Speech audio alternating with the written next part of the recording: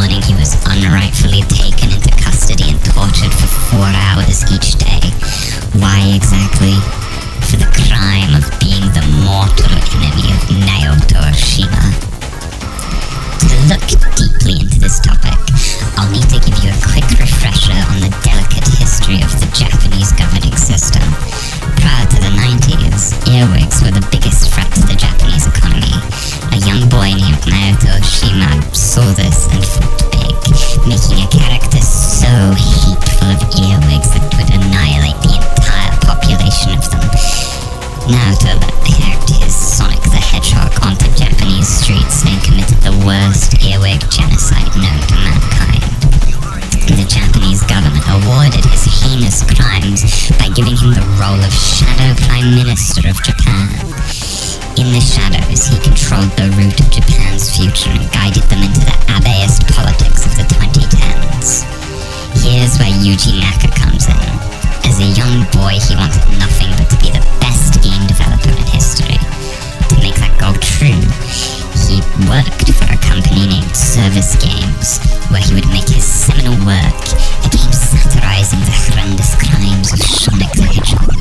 With how satire is as a concept, though, Naoto Oshima took this as an artwork that enforced the ideals he put down and started a long-running partnership with Yuji Naka that allowed him fame and money in exchange for more propaganda for the Japanese war machine. Many years of this passed by before Naka finally gave in. He couldn't work for such a corrupt government. Naoto Oshima's reign of tyranny had to end. Luckily, Yuji Naka's blood brother, Yuji Horii, was working on a counter to this all. He created the Dragon Quest series to annihilate the Japanese economy and bring about the right conditions for revolution to enforce communism onto Japan. Yuji Naka was pleased with this development and immediately left Service Games to found PROPE, standing for Protect Real Original Proprietors of Engels. His first game, Rodea the Sky Soldier, held its anti-imperialist communist theming closely, and for that, its publisher sealed it away in the vault. It was eventually released on the black market system known as the Wii U in 2015. With the injustices being dealt to him, Naka knew he had to team up with Horii soon, lest he be killed. He would form Balan Company as a cover for his real intent, enabling the profits of the Dragon Quest mobile games to soak up the Japanese economy to dust.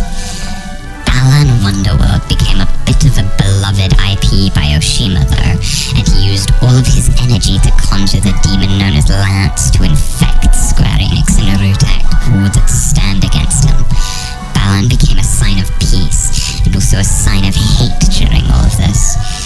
Lance would inform Oshima of Naka's wrongdoings and quickly oust him from the company during development time. Bye-bye. I think it's incredible how turbulent the development of the acclaimed classic shot2048 was.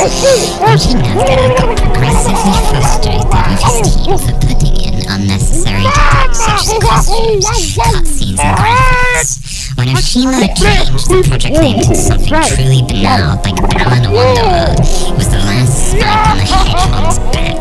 Naka had to fire him and everyone else from PROPE to establish a return to form. Full of shame and spite, Oshima and the rest of the team he formed a Yakuza establishment with, named Sega, threatened Naka's very life.